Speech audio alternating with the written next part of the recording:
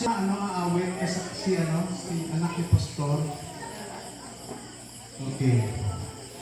Ayun si Rachel. Ano kaya niya?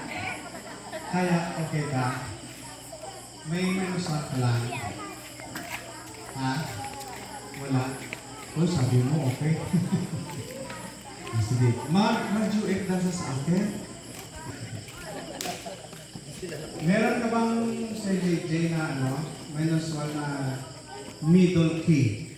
More than wonderful. Guys ko yun eh.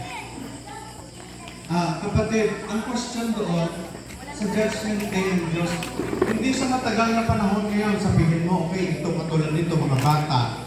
Diba? Ilang taon ka na, Brad? 12. Okay, 12. Sabi niya, 12 siya. Dadagdagan siya ni Lord ng another 20 years. Ilan ang taon mo? Lagay natin 10 taon ka. Okay. Lalagyan ka ni Lord ng 13. Galing sa math, ha? O, mag-major ka. And then pagkatapos, kawaan ka ng Diyos, dadagdagan ka niya, di ba 30 na yung edad mo? Dadagdagan ka pa niya ng 20 anyos. Ilang taon ka na? 50. 50, 50. Ang galing niya, okay? Kawaan ka guys, 50 anyos ka na. Makinig ang mabuti, importante ito na malaman ko, okay? Bago kami ni Sister aawit, okay?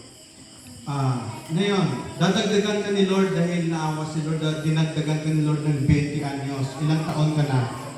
70. 70. So wala ka ng ngipin. Buhok mo puti na rin. Tapos, katulad ko, kalbo na. Okay. Kaya nag-sombrero ko kasi wala akong buhok. Kalbo na. Ito yung, kita mo yung buhok na parang Justin Bieber. Yes. Diba? Oh. Justin Bieber. Share mo sa akin yung buhok mo. Kawaan ka ng Diyos. 70 na siya. Oh, dito may mga 70 na. Okay. I'm just telling you the truth, kapatid. 70 ka na, dadagdagan ka ni Lord ulit, 20 anyos. 90. Ilang taon ka na? 90. 90. Magpapastupin, 90 ka na. Aabot ka pa ba? 90? Ewan mo sa atin kung aabot pa tayo sa edad na yan. Tama ba? Naintindihan niyo ba ako? Mga kapatid?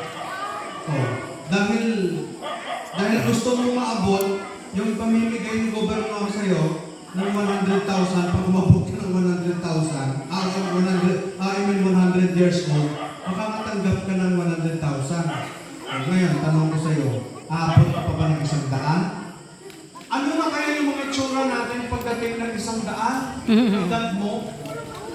Diba? 80 pa lang hindi nagkukunin yung mga buto natin eh. Aabot ka pa ba sa edad niya? Nakikita niyo ba, kapatid, kung ano kaikli ng buhay sa lupa? O ngayon, tingnan mo yung kanyang mukha. Parang mukha niya ngayon, parang mahapos. Porcelana. Ako katulad mo rin ako, porcelana. O ngayon, tanungin kita. Pagdating ba ng 90 years old, porcelana pa ba ang mukha mo o pasas na? Nakita niyo ba, mga kapatid, natatawa tayo sa totoo, sa katotohanan. Pero ganyan po yun, kapatid. Darating tayo sa punto na yan. The reason why binabahagi sa atin ang magandang balita upang maihanda ngayon. Sapagkat ang lupang ito ay ating iiwanan. Wala tayong dadalhin. Salamat sa Diyos dahil malawak ang iyong kalupaan. Ako, meron din akong kalupaan. Talaga, pastor ko, kaya lang isang masitera. Sa inyo, malawaan. Pero lagi natin tatandaan ang lahat ng bagay na meron tayo sa lupa ay ating iiwanan. Wala tayong dadalhin. Kahit ikaw pa ay gobernador o kayong senador o balang araw. Di ba? Ang mukha mo parang si Chase Escudero. Kahit ganyan pa, kapatid. Darating ang panahon na iwanan natin ang lupang ito. Okay na ba yan? Oh, may kopya ka na? Oh, sige. Hello, mag-hello ka. Isang mic lang ba kami? Oh, yung isang mic para balance kami dalawa.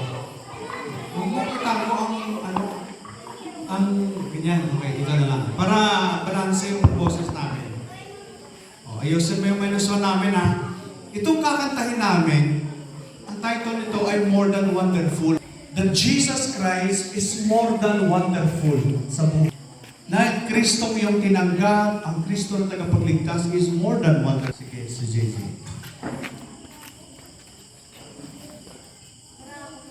Makakawala yan ha. Kuhanan mo rin ako siya dito. Wala.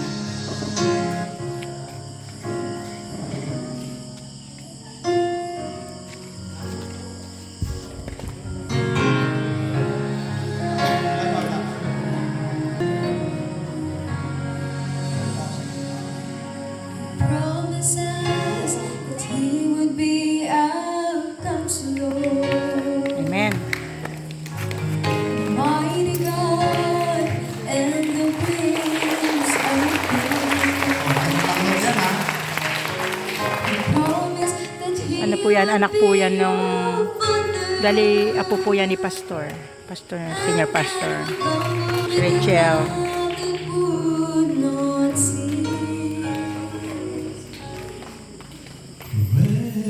I tried him and I found his voice He's everything he said that he would be. The finest words I know could not begin to tell just what Jesus really means to me.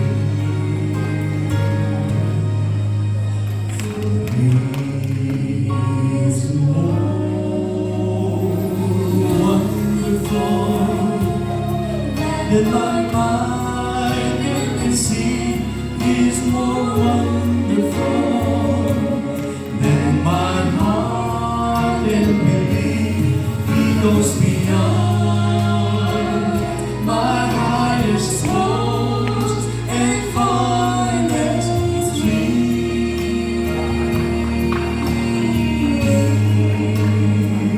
He's everything. He's everything that my soul ever longed for, everything that He promised, and so much more than amazing, more than marvelous, more than miraculous. You've ever been.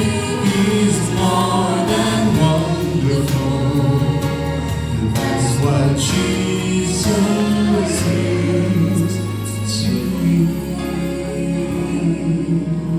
Yes, praise the Lord. Jesus is really wonderful.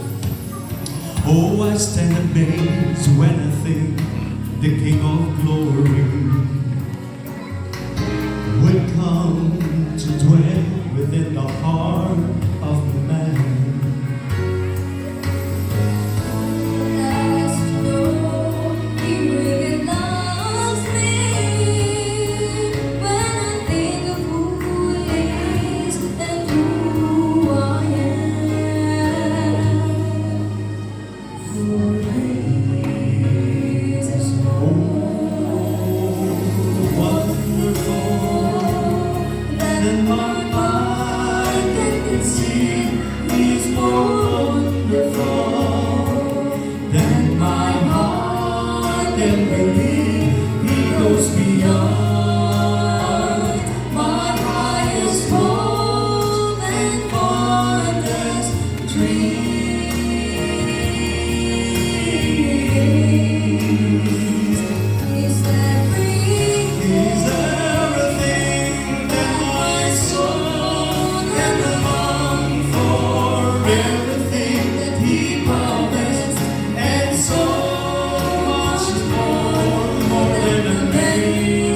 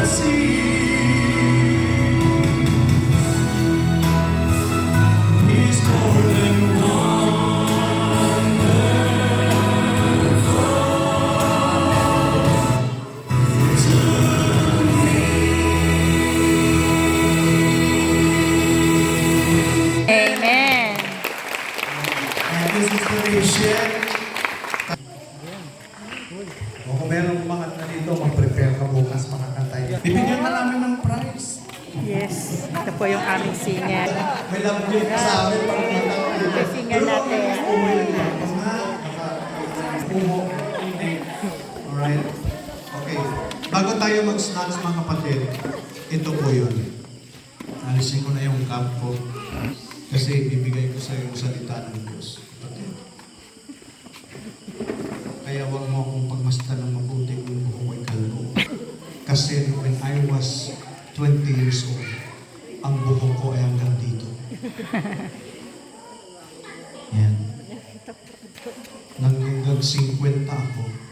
Basta 50 ka na, akala mo ilang taon ako. Wala na akong buhok. Tinatanggap ko na ang realidad ko man. Kaya tayong lahat ay tatanggapin natin ang reality na balang araw ay mamamatay tayo. The Bible said, and as it is appointed unto men, once to die, but after this, the judgment. Judgment. Kahit ano ka pa kayaman, mamamatay ka. Si Dolphy mayaman, namatay din. Maraming mga taong mayayaman, they die. And they bring forth nothing. But there is only one thing that you have in heart. And what is that? You have Jesus. And then after you die, you will live with Jesus in eternity. Amen. Amen. After this life, there is another life. Huwag mong kalimutan yan. Ang walang Kristo, tatayo ka sa hukuman ng Diyos. Kaya ang merong Kristo, sabi ng Biblia, in Romans chapter 5, verse 1, the Bible said, therefore, being justified by faith, we have peace with God through our Lord Jesus Christ. Yung mga sumampalataya kay Kristo, sila po ay dineclare ng Panginoon na righteous sa harap ng Diyos. Bakit po ba, Pastor? Sapagkat ang lahat ng kasalanan ay binayaran ni Kristo sa cross. Ano pang babayaran mo? Tama ba? Ang tao kailanman ay wala na siyang babayaran yung mga tao kay Kristo. Sapagkat si Kristo na ang nagbayad ng iyong mga kasalanan sa cross. Di ba may kanta na, Jesus paid it all to Him I owe. Lahat ng bagay binayaran ni Kristo. Isa lang gagawin ng tao, sumampalataya kay Kristo para siya may buhay na walang hanggan. Amen po ba? Ang Kristo ba ay iyong tanggapin? Ano pa ang rason mo sa umuman? Wala kang irarason sa Diyos. Katulad nila, marami silang rason. Pero binalik sa kanila salita ng Diyos. Di ba? The Word of God will judge them. Hindi ako nagsisinungaling. Pero sabi ng Panginoon, I never knew you, depart from me. Pero pag tayo na sa Kristo, ang lahat ng ating kasalanan ay binayaran. You want Jesus to pay your sin? Therefore, come to Jesus and believe on Him. Amen po ba? Amen. At tayo po ay manalangin sa oras na ito. Okay, let's bow our head and let us close our eyes. Yung mga bata na nandito, okay, at tayo po ay mag-pray. Ano nga sabi ni Pastor pag nag-pray? Walang magsalita. At tayo mag-pray. Panginoong Diyos, salamat po. Salamat Panginoon sa aming gitnaan. Salamat Panginoon sapagkat kami ay naligtas, Panginoon, dahil sa magandang balita na pinahayag sa amin. Salamat Panginoon sa mga daming mga pastor at mga mananampalataya na nagbahagi ng magandang balita. Salamat Panginoon na maraming tumanggap sa iyo na kanilang Panginoon at tagapagligtas. Panginoon, hindi namin alam kung kailan dumating ang kamatayan sa buhay namin. Ngunit kami Panginoon ay nagpapasalamat sapagkat iyong pinagkaloob sa amin ang buhay na walang hanggan sa pamamagitan lamang ni Kristo, na si Kristo ay namatay sa cross upang buhay na walang hanggan, upang ang aming mga kasalanan ay mapatawad, na aming tatanggapin si Kristo na aming Panginoon at tagapagligtas. Salamat Panginoong Hesus sa iyong dugo doon sa cross ng Kalbaryo upang bayaran ang aming mga kasalanan. Salamat Panginoong Hesus sa pamamagitan ng iyong kamatayan, kami ay muli na ibalik sa iyo. Salamat Panginoong Hesus sa pamamagitan ng iyong kamatayan at pagkabuhay na maguli, sapagkat kami ay nagkaroon ng aming hope in a hopeless situation of life. Salamat, Lord, sa gabi ito. Panginoon, ang aming panalangin kung sino man ang hindi pa nakatanggap sa iyo, Panginoon, ang aming panalangin na ikaw ay kanyang tatanggapin upang siya ay magkaroon ng buhay na walang hanggan ngayong ipinangako sa bawat isang sumampalataya sa iyo, Panginoon. Lord, we preach repentance for all have sinned and come short of the glory of God. Man did not meet the standard because man is a sin, and you are a holy God. Lord, as you declare that man to be righteous, first man must believe in Christ, must repent and accept Christ as his or her Lord and Savior. Lord, bless these things. Ang aming panalangin na buksan ng bawat isang kanyang puso at tanggapin si Kristo na kanyang Panginoon at tagapagligtas. Habang tayo nangyayo ang ating mga ulo sa harap ng Diyos at binubuksan ang ating mga puso. Kung ikaw ay hindi mo pa natanggap si Kristo sa iyong buhay, kung natanggap mo na si Kristo, hindi mo na kailangan tanggapin si Kristo sapagkat ikaw ay tumanggap ka sa Kanya. Kung ikaw ay isang mananampalataya na tinanggap mo si Kristo, hindi mo sa kailangan tanggapin sapagkat tinanggap mo na siya. Pero kung hindi ka talaga sigurado, why don't you believe and accept Him in your heart as your Lord and Savior? Kung hindi mo pa tinanggap si Kristo sa buhay mo, gusto mo ba siyang tanggapin na iyong Panginoon at tagapagligtas sa gabi ito? Sa hindi pa nakatanggap. Pero kung ikaw nakatanggap na, hindi mo na kailangan tanggapin si Kristo sapagkat siya yung tinanggap na. Sa mga hindi pa mananampalataya at hindi mo natanggap si Kristo at wala ka siguraduhan sa buhay, kailangan mo talaga si Kristo sa buhay. Kung meron man dito, okay, huwag kang mahiya, kapatid. Pwede mo bang itaas ang iyong kamay, nakikita ka ng Panginoon sa gabi nito. Ang Diyos sa langit ay nakatingin sa puso mo kung totoo kang sumumpalataya kay Kristo. Kung yan ang nais ng puso, pwede mo bang itaas ang iyong kamay sa Diyos. Masabihin mo, aking tatanggapin sa Kristo na aking Panginoon at tagapagligtas. Pwede mo bang gawin yan? Sino man sa gabi nito, tanggapin mo ba si Kristo? Huwag kang mahiya, ipag-pray kita. Salamat, God bless you. Meron ka ba nito? Sa gabi nito, salamat. 1, 2, 3, 4, 5, 6, 7, 8, 9, 10, 11. Salamat po. Meron ka ba? Sa gabi nito? Meron ka ba? Meron pa po ba? Salamat sa iyo. Salamat sa iyo. 12. Kung hinihingi po ng Diyos ang puso mo, hinihingi po ng Diyos ang puso mo. Salamat sa iyo. Salamat sa iyo. We have 12 sa gabi nito. Hindi sayang yun, kapatid. Meron pa po ba? 12. Sino ang 13? Hindi ka talaga sure. Hinihingi po ni Lord ang puso mo. 13. God bless you. 15. Salamat sa iyo. 16. 17. 18, 19, 20, 21, 22. Salamat po. 23. Thank you po. Salamat sa iyo. Salamat sa iyo. Salamat sa iyo. Salamat sa iyo. Salamat sa iyo.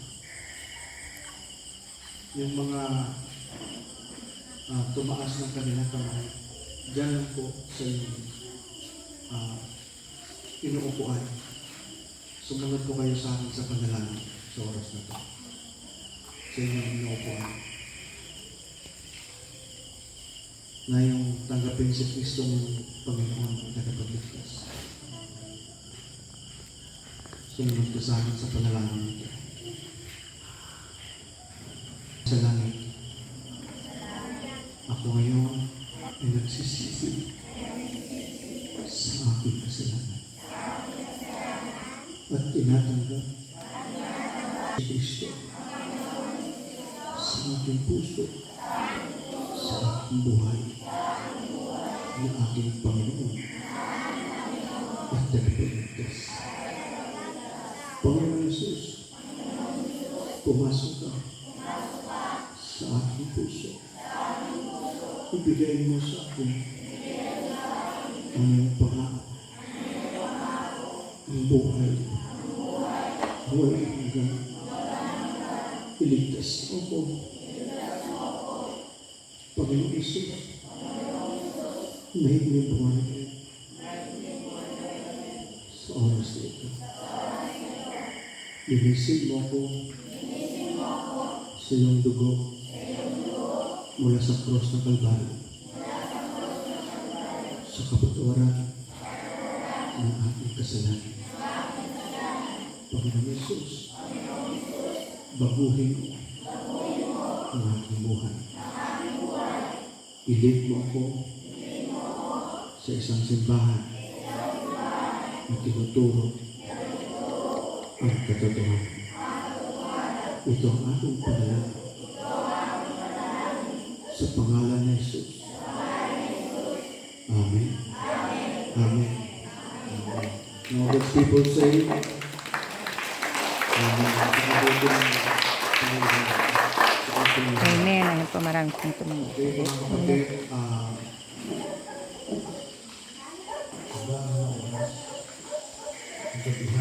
tayo na naman ang snacks po natin. Okay. By the way, gali sa mga bata, yung klase natin bukas hapon pa rin, no? Hapon. Then sa umaga, nandito po yung test bag. Sa mga hindi na naka-alas na natin. O sige po, mag-distribute na po tayo ng pang-snacks ng ating mga nanonood po sa gabi ito. Pero bago kayo kumain, natawagan ko si Pastor Gary. Si Gary.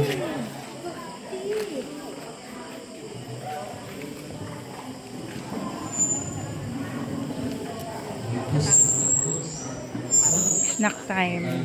Ay, bukas ay siya uli. Panginoon, sa iyong buhay Pagkatapos na mag-pray. iyong matotoo, Mag-pray tayo. Ay, mag-picture tayo mamaya. Pagkatapos niya mag-pray. ang aming buhay, Panginoon, ay mailigtas sa kapahamakan. Salamat, Panginoon, sa gabing ito. Dalangin po, Panginoon, ang aming nakainin. Hindi po masmasan sa aming katawan, maging kalakasan, Panginoon. Salamat sa iyong mga anak na nag-pray, Panginoon. Kaya po sa mga purihan. Sa pangalan ni Jesus. Amen. Amen. Ay! Brown. Yay! Woohoo! Thank you, Lord. Katatapos lang.